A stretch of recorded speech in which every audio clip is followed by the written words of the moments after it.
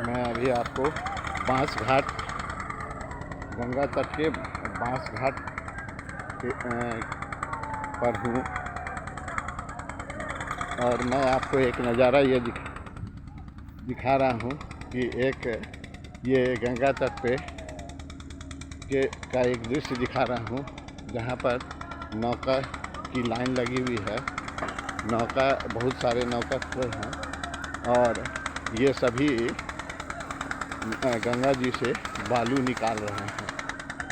आप देखें ये क्या दृश्य, किस तरह का रमणीक दृश्य दिख रहा है और ये सभी बालू निकाल रहे हैं।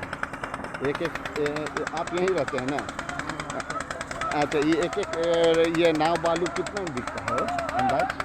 बालू हाँ, अभी बालू लगता है कि 2000, 1800, 2500 के फीट बस फीट, मतलब एक नाव तो 20-25 हज़ार के करीब में बिकता होगा। हाँ, एक नाव और दिन भर में ये लोग 2 बार 3 बार भर लेते होंगे एक नाव को? ना, एक ही बार भरता है। एक ही बार भरते हैं ना? अच्छा अच्छा। तो ये कितना दिन से ये चल रहा है ये बालू छानने वाला? यहाँ पर हाँ, यहाँ पर 2-4 रोज से। 2-4 रोज से ये नया निकला है ना? पहले तो नहीं था यहाँ पर बालू। तो ये मैं आपको दिखा रहा हूँ कि कैसे गंगा किनारे में बांस घाट में ये इस बार कुछ बालू आ गया है। देखने में ये उजले बालू की तरह है, बट ये लाल बालू की तरह ही काम करता है। हाँ, इसको लाल बालू की तरह ही इस्तेमाल कर सकते हैं। तो ये दृश्य देखें कितना अच्छा दृश्य है और हर एक नाव पे आप देखें ये मोटर लगा हुआ है और करीब करीब हर एक नाव पे करीब 15 से 20 लेबर हैं जो कि बालू को छान रहे हैं, बालू निकाल रहे हैं। आप देखिए दूर तक, मैं यहाँ हूँ, उससे काफ़ी दूर तक आपको वो नाव दिख रहा है और सभी नाव में वो सभी के सभी बालू निकाल रहे हैं। आज महाशिवरात्रि का दिन है और मैं यूं ही गंगा तट पर आ गया। आप तो जानते हैं कि गंगा जल का बहुत ही महत्व है। हमारे गंगा जल का महत्व तो इसी से समझा जा सकता है कि आप गंगा जल को यदि आप किसी बोतल में रख देते हैं काफ़ी दिनों तक तो इसमें कोई भी बदबू नहीं आता, जबकि अमूमन आप नॉर्मल पानी को किसी भी बोतल में काफ़ी दिन रख देंगे तो उसमें बदबू आ जाता है। प्रचलित कथा, गंगा के विषय में प्रचलित कथा है कि गंगा पहले स्वर्ग में रहा करती थी और जो कि राजा भागीरथ द्वारा धरती पर लाया गया था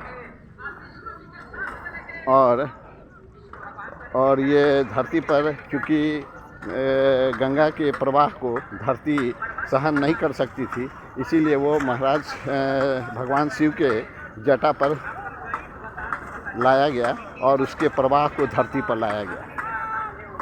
हम जानते हैं कि गंगा के पानी के बिना हमारा कोई भी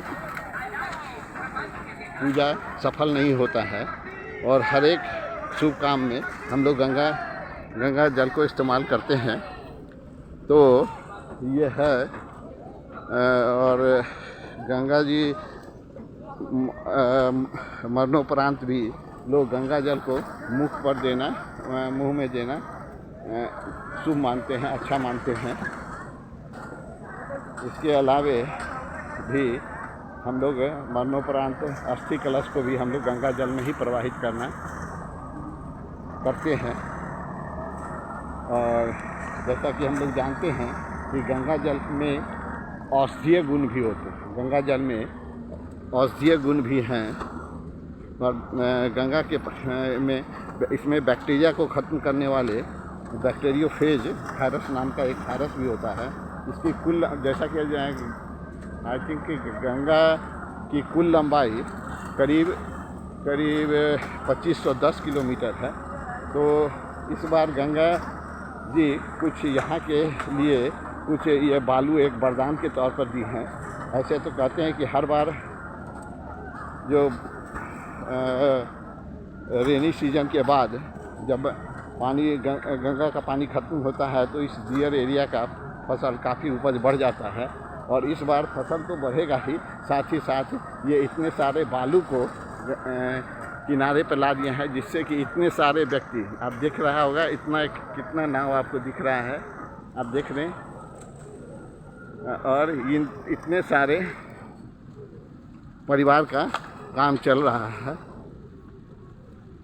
और जैसा कि हम जानते हैं कि एक नाव को का कुल लागत करीब करीब 20 से 25 लाख आता है, और डेली 1 से 2 ट्रिप बालू इससे निकल जाता है। आप देखें,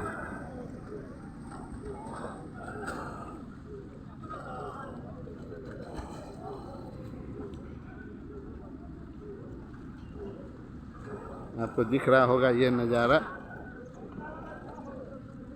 कि किस तरह से बालू निकाल रहे हैं। वो एक बकेट को बांधे हैं, और बकेट से वो अंदर डाल रहे हैं। एक बांस की बल्ला में वो एक बकेट को बांधे हुए हैं, और बाल्टी को वो नीचे डालते हैं, और नीचे से करके वो तब ऊपर फिर बल्ला को ऊपर खींचते हैं। उसके बाद वो बाल्टी भरा वो बाहर निकलता है। आपको सब जगह वही दृश्य दिख रहा होगा, देखिए सब जगह वही दृश्य दिख रहा होगा।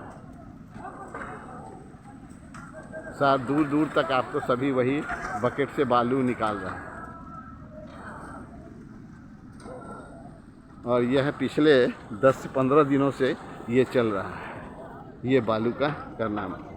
मैं आज महाशिवरात्रि के दिन यूं ही गंगा का दर्शन करने की इच्छा हुई, और उसके बाद यह अचानक यह दृश्य दिखा, बड़ा ही अच्छा लगा और थोड़ा अनोखा लगा, तो मैं सोचा कि आप लोगों से शेयर किया जाए। धन्यवाद।